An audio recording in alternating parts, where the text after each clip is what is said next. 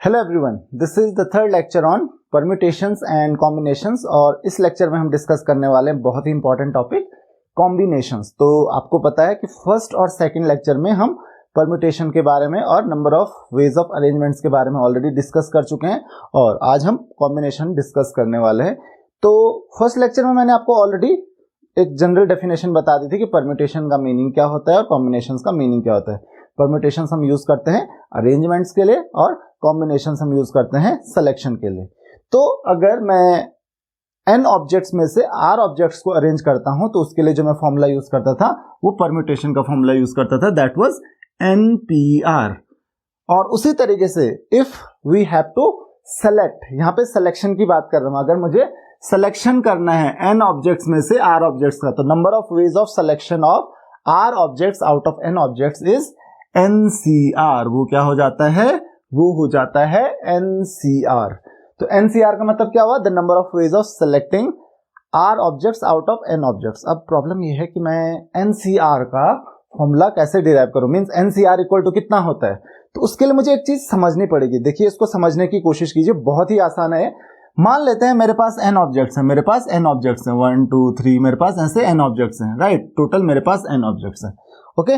और इन n objects में से मुझे r ऑब्जेक्ट्स को क्या करना है? सेलेक्ट करना है। r ऑब्जेक्ट्स को सेलेक्ट करना है, तो r ऑब्जेक्ट्स मुझे सेलेक्ट करने हैं। तो आपको ऑलरेडी पता था कि अगर मैं r ऑब्जेक्ट्स को अरेंज करता हूं, क्या करता हूं मैं? r ऑब्जेक्ट्स को अरेंज करता हूं आउट ऑफ n ऑब्जेक्ट्स, तो आपको ऑलरेडी पता है वो क्या होता है? NPR। तो NPR इक्वल टू कितना हो जाएगा? तो देखिए, सेलेक्ट करने के लिए अगर मुझे अरेंज करना है पहले, तो अरेंज करने के लिए पहले मुझे सेलेक्ट ही करना पड़ेगा। देखिए, मेरे पास n ऑब्जेक्ट्स हैं, है ना। n ऑब्जेक्ट्स में से पहले मैंने r ऑब्जेक्ट्स ले लिए, और जब r ऑब्जेक्ट्स ले लिए, क्योंकि मुझे r ऑब्जेक्ट्स को अरेंज करना है, तो पहले मैं r ऑब्जेक्ट्स को सेलेक्ट करूंगा और फिर उन r ऑब्जेक्ट्स को एक एक करके अरेंज करता रहूंगा। तो मैं क्या करूंगा? तो NPR इक्वल टू क्या हो जाएगा? पहले number of ways of selection of r objects, that is equal to NCR into, clear हो गया इतना? क्योंकि मैंने R ऑब्जेक्ट्स को पहले सेलेक्ट किया और फिर उन R ऑब्जेक्ट्स को अरेंज किया। तो R ऑब्जेक्ट्स को सेलेक्ट कर लिया, मेरे पास अब R ऑब्जेक्ट्स हो गए। अब इन R ऑब्जेक्ट्स को अरेंज कर लेते हैं। तो कितने तरीके से करेंगे? R into R minus 1, R minus 2, R minus 3 up to 3 into 2 into 1, that is factorial R। तो कितने तरीके से अरेंज करूंगा मैं? फैक्टोरियल R तरीके से अरेंज करूंगा उन R ऑब्जेक्ट्स को। तो कभी भी अगर मैं अरेंजमेंट्स की बात करता हूं, तो अरेंजमेंट्स के लिए भी मुझे पहले क्या करना पड़ता है? सेलेक्ट ही तो करना पड़ता है भाई। मुझे n ऑब्जेक्ट्स में से R ऑब्जेक्ट्स को सेलेक्ट करना है, तो क्या करूंगा? n ऑब्जेक्ट्स में से मुझे अगर R ऑब्जेक्ट्स को अरेंज करना है, तो पहले मैं n ऑब्जेक्ट्स में से R ऑब्जेक्ट्स को लूंगा, यानी R ऑब्जेक्ट्स मैंने ले लिए, पहले सेलेक्ट कर लिया उनको, और तब सेलेक्ट करने के बाद अरेंज करते हैं। तो इसीलिए मैंने वही किया कि NPR इक्वल टू पहले सेलेक्ट किया और फिर जो मेरे पास R ऑब्जेक्ट्स हैं, अब उनको R फैक्टोरियल तरीके से हम अरेंज कर सकते हैं। यहां से मेरे पास फॉर्मूला क्या है NCR का? NCR equal to NPR by factorial R। तो NCR इक्वल टू क्या हो गया? NPR by factorial R। तो आप कह सकते हो NCR is equal to, NPR की वैल्यू आपको ऑलरेडी पता होती है, फैक्टोरियल N, ये हो जाएगा by factorial N minus R।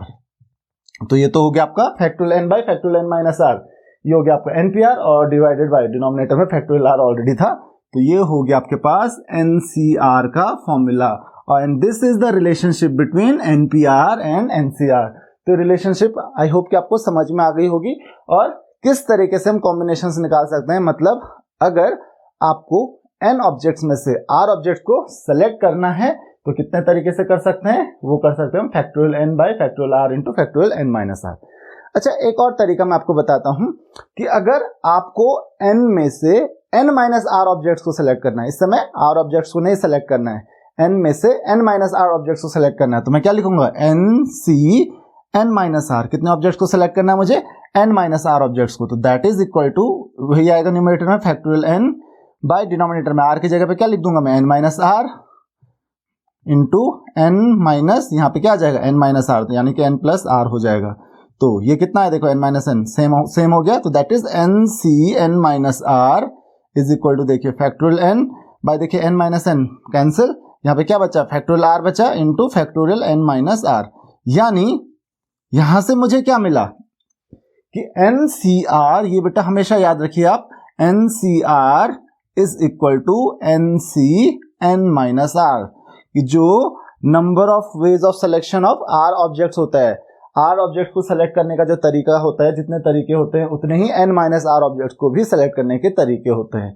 तो यहाँ पे आप हमेशा ध्यान रखिए कि NCR equal to NC n minus R, क्योंकि ये फॉर्मूला कुछ क्वेश्चंस में काम आता है। तो इसका हमेशा ध्यान रखना कि आपको अगर NCP, तो इसका मतलब क्या हो गया, देखिए ये R है और ये n माइनस आर है, तो यहाँ पे R plus n minus R दोनों को ऐड कर लोगे तो कितना हो जाएगा, n हो जाएगा। तो अगर आपको कहीं भी किसी भी क्वेश्चन में दिया हो, यहां से क्या समझे कि अगर आपको किसी भी क्वेश्चन में दिया हुआ है कि NCP is equal to NCQ और P और Q बोला गया है कि दो अलग अलग नंबर है, सेम नहीं है, तो इसका मतलब क्या होगा, दिस प्लस दिस, क्योंकि ये एक ही कंडीशन होती है, तो इसका मतलब ये समझ जाना कि P plus Q equal to क्या होने वाला है, N होने वाला है। तो इससे आपको ये डेटा मिलेगा। तो इसका आप हमेशा ध्यान रखिए कि अगर P एंड Q, ध्यान रखना if P is not equal to Q, अगर P Q के इक्वल नहीं है तो P plus Q is equal to N होगा उस केस में। तो इसका आपको हमेशा ध्यान रखना है। तो ऐसे क्वेश्चंस आ जाते हैं कभी, तो उस समय यहां से इसकी हेल्प से आप ये डेटा यूज कर सकते हो कि P plus Q equal to N होता है।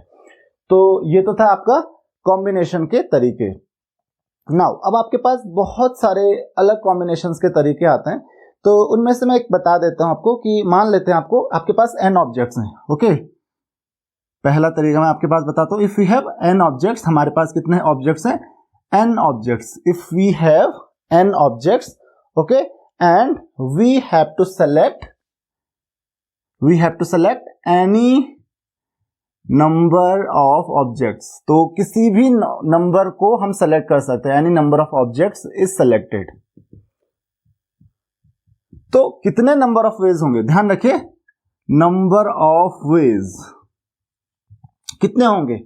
तो नंबर ऑफ वेज कितने होंगे उसके लिए एक कंडीशन होगी, अगर पहली condition if each object is different, मतलब हर ऑब्जेक्ट अलग अलग टाइप के हैं, if each object is different, okay, अगर हर ऑब्जेक्ट क्या है, डिफरेंट है, तो तब कितने होंगे, तो number of ways that is equal to 2 raised power n। अब ये 2 रेज़्ड पावर n कहां से आया, ये समझने के लिए पहले हमको पढ़ना पड़ेगा एक और chapter, that is binomial theorem. जब आपको बाइनोमियल थ्योरम आ जाएगी उसके बाद मैं एक फॉर्मूला आपके लिए अलग से एक वीडियो बना दूंगा कि ये 2 रेज़्ड पावर n कहां से आता है। अगर आपको याद होगा तो मैंने आपको एक चीज बताई थी, जब हमने रिलेशंस एंड फंक्शंस के बारे में पढ़ा था, या फिर उससे पहले हमने सेट्स के बारे में पढ़ा था, तो आपको मैंने बताया था किसी भी सेट में अगर n क्या होते हैं, ऑब्जेक्ट्स होते हैं, n एलिमेंट्स होते हैं, तो टोटल नंबर ऑफ सबसेट्स कितने बनते हैं, वो भी 2 रेज़्ड पावर n होता था। तो वो यहीं से आया है। टोटल नंबर ऑफ सबसेट्स कैसे बनेंगे, एलिमेंट्स को सेलेक्ट करके। तो कितने तरीके से हम एलिमेंट्स को सेलेक्ट कर सकते हैं, देखिए यहाँ पे कॉम्बिनेशन लग गया फिर से, कितने तरीके से हम एलिमेंट्स को सेलेक्ट कर सकते हैं, कह रहे हैं 2 रेज़्ड पावर n तरीके से सेलेक्ट कर सकते हैं। तो अगर मैं 2 रेज़्ड पावर n तरीके से ऑब्जेक्ट्स को सेलेक्ट करता हूं, इसका मतलब सबसेट्स भी कितने बनेंगे, 2 रेज़्ड पावर n ही सबसेट्स बनेंगे। तो आई होप कि आपको ये चीज समझ में आ गई होगी। इसका मैं डेरिवेशन आपके लिए अलग से बना दूंगा जब हम बाइनोमियल थ्योरम को डिस्कस कर लेंगे, तो उसके बाद मैं आपको इसका डेरिवेशन सेपरेटली बता दूंगा।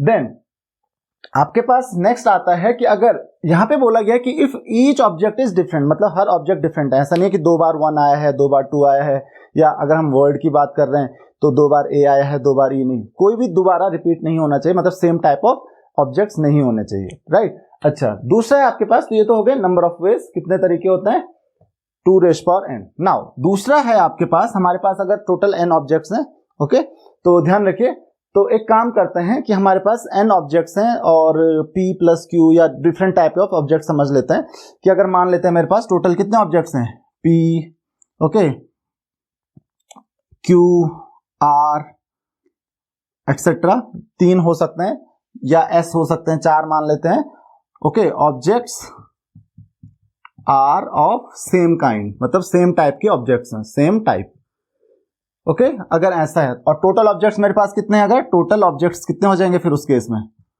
टोटल ऑब्जेक्ट्स कितने हैं, टोटल ऑब्जेक्ट्स हैं मेरे पास p plus q plus r plus s, वहां पे कुछ और भी लगाने हैं, तो टोटल नंबर ऑफ ऑब्जेक्ट्स कितने हो जाएंगे, p plus q plus r plus s। तो इसका ध्यान रखना, खैर इसकी ज्यादा इंपॉर्टेंस है नहीं। तो देखिए यहां पे किस तरीके से सेलेक्ट करते हैं, देखिए p ऑब्जेक्ट्स है मेरे पास, ये q ऑब्जेक्ट्स अलग हैं, r ऑब्जेक्ट्स अलग हैं और s ऑब्जेक्ट्स अलग टाइप के हैं, मतलब p ऑब्जेक्ट एक टाइप के हैं। अब देखिए p ऑब्जेक्ट्स में से मुझे कितने एनी नंबर सेलेक्ट करना है, एनी नंबर मतलब 0 से लेके और p तक, तो 0 से लेके p तक टोटल कितने नंबर्स हो गए, p+1 हो गए। ध्यान रखना यहाँ पे 0 मतलब p टाइप के जो ऑब्जेक्ट्स हैं, ठीक है, एक टाइप के जो ऑब्जेक्ट्स हैं p हैं टोटल, मतलब 10 हैं। तो 10 में से जरूरी थोड़ा ना कि मुझे एक सेलेक्ट करना ही करना है, अभी तो बोला नहीं गया ना कुछ भी कि एक ऑब्जेक्ट सेलेक्ट करना ही करना है। यहाँ पे ध्यान रखना, if at least one object is selected, तो उस केस में क्या हो जाएगा 2n-1।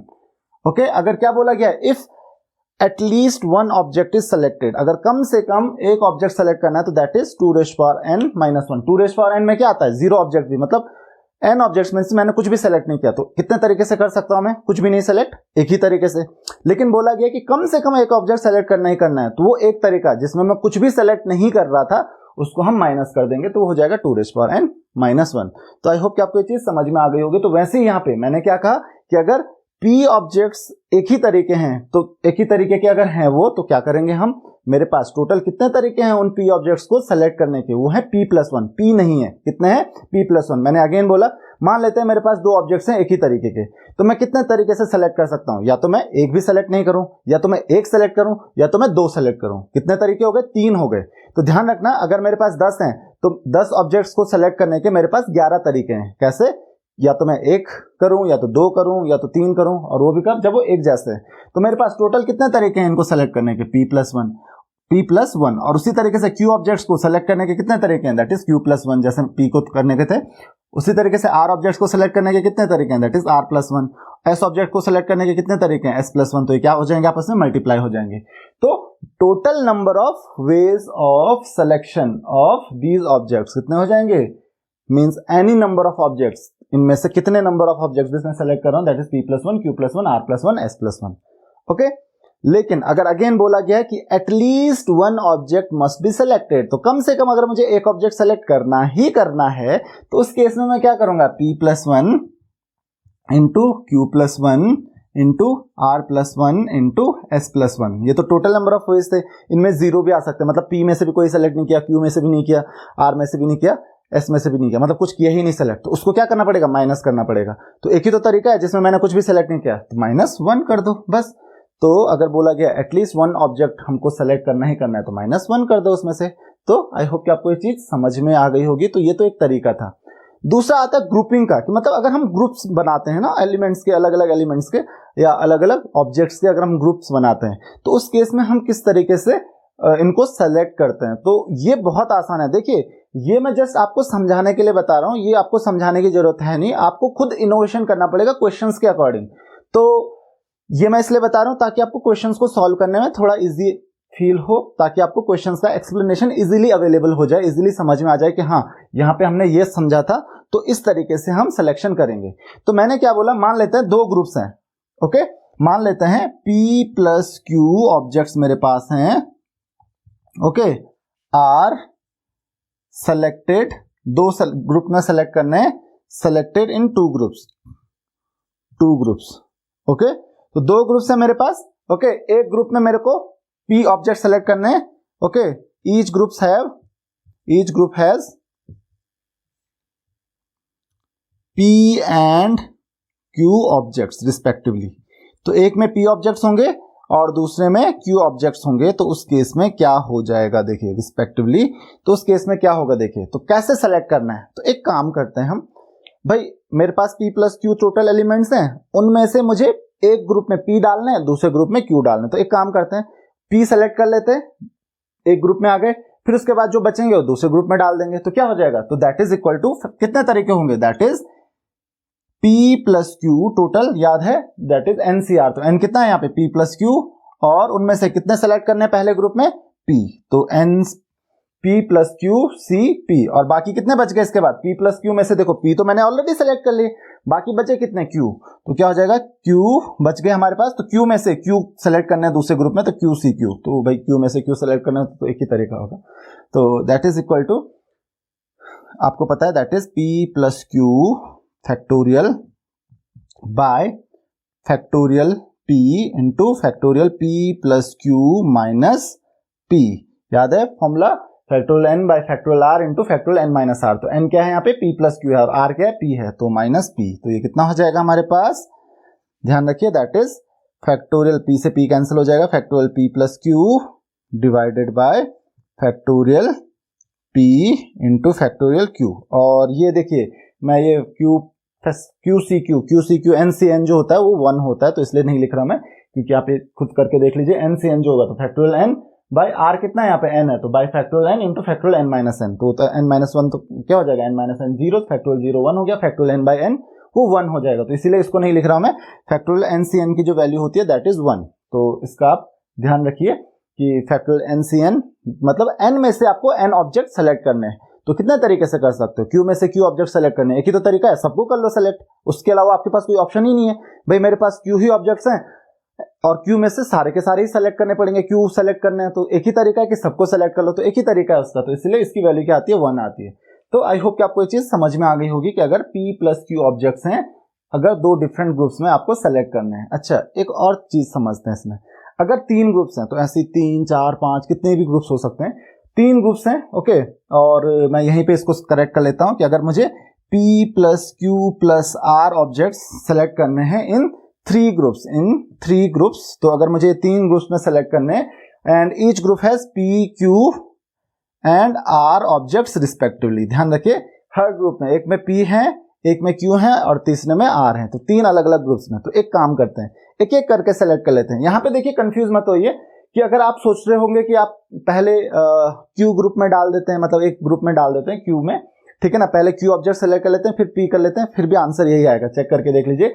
अगर आप p plus Q C Q करोगे और पी सी पी करोगे, तो यहाँ पे अगर आप क्यू लिखते हो, देखिए मैं समझा देता हूँ, पहले आप क्यू सेलेक्ट करते हो दूसरे ग्रुप के लिए और फिर p जो ग्रुप है, p जो एलिमेंट्स हैं, p जो ऑब्जेक्ट्स हैं वो बाद में सेलेक्ट करते हो, तो आपको पता है p सी p की वैल्यू तो 1 ही आएगी, और यहाँ पे p plus Q C Q ये कितना हो जाएगा, देखिए p plus Q by p की जगह पे क्या आ जाएगा, यहाँ पे q आ जाएगा, तो p प्लस क्यू माइनस यहाँ पे हो जाएगा q, तो यहाँ पे q से q कैंसिल, तो वही आ रहा है factorial q into factorial p। देखिए तब भी कोई फर्क नहीं पड़ रहा है, तो इससे कोई फर्क नहीं पड़ता है कि पहले आप p वाले ग्रुप में सेलेक्ट करो या पहले आप q वाले में करो या पहले आप r वाले में करो, तो यहाँ पे भी हम वही कर लेते हैं, तो किसी में भी कर लो पहले, देखिए आंसर में कोई फर्क नहीं आने वाला। तो चलिए देखते हैं कि अगर p plus Q plus R object है तो क्या करेंगे, तो सबसे पहले p के लिए सेलेक्ट करते हैं, तो टोटल मेरे पास कितने हैं, देखिए p plus Q plus R, और इनमें से मुझे कितने सेलेक्ट करने हैं, पहले ग्रुप के लिए p सेलेक्ट करना है, तो कितने तरीके से करेंगे, C p plus Q plus R C P into दूसरे ग्रुप के लिए, अब p तो मैं सेलेक्ट कर चुका हूं ऑलरेडी, p तो गए, बाकी कितने बचे मेरे पास, q प्लस आर बच गए, तो q प्लस आर में से मुझे सेलेक्ट करने हैं कितने, सी q सेलेक्ट करने हैं दूसरे ग्रुप के लिए इनटू बाकी q भी गए और तो बचे कितने, केवल r, तो r में से अब r सेलेक्ट करने पड़ेंगे तीसरे ग्रुप के लिए, तो r सी आर की वैल्यू तो 1 हो जाएगी, तो इसको हटा देते हैं हम ओके, इसकी वैल्यू 1 हो जाएगी। तो देखिए p plus Q plus R C P, तो ये कितना हो जाएगा, देखिए factorial p plus Q plus R divided by factorial p into, देखिए फैक्टोरियल p और फैक्टोरियल p के साथ क्या आ रहा है इसमें, फैक्टोरियल p के साथ आ रहा है इसमें, देखिए p प्लस मैं साथ में लिख देता हूं, देखिए p plus Q plus R minus p, तो p कैंसिल हो जाएगा, तो क्या बचेगा हमारे पास, q प्लस आर ही बचेगा बस। तो यहाँ पे ये चीज आपको समझ में आ गई होगी okay, p plus Q plus R minus p हो जाएगा q प्लस आर इंटू यहाँ पे ये भी हमारे पास, ये क्या हमारे पास, ये है q plus R C Q, तो फैक्टोरियल ये कितना हो जाएगा, q प्लस आर का factorial divided by q factorial q into factorial q plus R minus Q, तो हो जाएगा q plus R minus Q हो जाएगा फैक्टोरियल आर। तो देखिए इसमें से आप इसको कैंसिल कर लीजिए, तो आपके पास क्या बन रहा है यहाँ पे, देखिए that is factorial p plus Q plus R divided by factorial p into factorial q into factorial r। तो ये तीनों चीजें अलग अलग आ गई। तो आई होप कि आपको ये चीज समझ में आ गई होगी कि अगर आपको 3 ग्रुप्स में बनाना है तो 3 ग्रुप्स में आप इस तरीके से अरेंज कर लीजिए, तो ये बड़ा सिंपल हो गया आपके लिए। तो आई होप कि आपको ये चीज समझ में आ गई होंगी। अच्छा एक काम करते हैं, अगर मेरे पास तीनों ग्रुप्स में अब 3 की जगह 4 भी होता तो p plus Q plus R plus S होता, तो क्या करते, factorial p plus factorial p plus Q plus R plus S by factorial p into factorial q into factorial R into factorial S, वो इस तरीके से हो जाएगा आपके पास। दूसरा मैंने क्या कहा कि अगर आपके पास जो 3 ग्रुप्स आपने बनाए हैं, इन तीनों ग्रुप्स में जो नंबर ऑफ एलिमेंट्स में वो सेम ही है, यानी कि p है तीनों में, मान लेते हैं p ही है तीनों में, तो उस केस में p q और r तीनों की जगह पे क्या रख दीजिए, p रख दीजिए, तो क्या हो जाएगा p प्लस p कितना हो जाएगा, factorial 3p bye factorial p into factorial p into factorial p, तो क्या हो जाएगा फैक्टोरियल p का क्यूब। तो ये आपका वो तरीका हो गया। अगर क्या बोला गया है कि तीनों ग्रुप्स में जो नंबर ऑफ एलिमेंट्स हैं वो अगर सेम हैं तो मीन्स अगर p एलिमेंट सब में या q एलिमेंट सब में या r एलिमेंट सब में, तो बस p, q और r की जगह पे एक ही चीज डाल दीजिए, p डाल दीजिए या x भी डाल दीजिए, कोई फर्क नहीं पड़ रहा है। तो टोटल एलिमेंट्स कितने हो जाएंगे, 3p हो जाएंगे bye factorial p into factorial p into factorial p, यानी कि फैक्टोरियल p का होल क्यूब। तो आई होप कि आपको ये चीज समझ में आ गई होगी कि किस तरीके से आप कॉम्बिनेशंस को यूज कर सकते हो अलग अलग जगह पे। तो ये तो था एवरीथिंग अबाउट कॉम्बिनेशंस। तो आई होप कि आपको ये सारे फॉर्मूले किस तरीके से डिराइव होते हैं, किस तरीके से हम इनको यूज कर सकते हैं। एक फॉर्मूला रह गया 2n, जैसे कि मैंने बोला बिना बायनोमियल थ्योरम के आप इसको नहीं समझ पाओगे, तो हम पहले बायनोमियल थ्योरम डिस्कस करेंगे और उसके बाद आपके लिए इसका मैं सेपरेट वीडियो बना दूंगा। तो आई होप कि आपको ये लेक्चर समझ में आ गया होगा। अगर आपकी कोई भी क्वेरीज हैं, आप मुझे कमेंट्स में फेसबुक इंस्टाग्राम्स पे क्वेश्चंस पूछ सकते हैं। नेक्स्ट लेक्चर में हम डिस्कस करेंगे परम्यूटेशंस और कॉम्बिनेशंस पे बेस्ड कुछ क्वेश्चंस, क्योंकि हमने इस वीडियो में बिल्कुल भी क्वेश्चंस डिस्कस नहीं किए हैं, तो हम परम्यूटेशंस एंड कॉम्बिनेशंस पे बेस्ड कुछ क्वेश्चन डिस्कस करेंगे, क्योंकि जो क्वेश्चंस आते हैं उनमें हो सकता है परम्यूटेशन एंड कॉम्बिनेशन कंबाइनली हमको लगाना पड़ेगा, यूज करना पड़ेगा, तो वो हम नेक्स्ट वीडियो में डिस्कस करेंगे। तो इसीलिए अगर आपकी कोई भी क्वेरीज है तो आप मुझे पहले आप पूछ सकते हो, ताकि हम उनको नेक्स्ट वीडियो में इंक्लूड कर सकें। So this is all in this video. Thank you very much.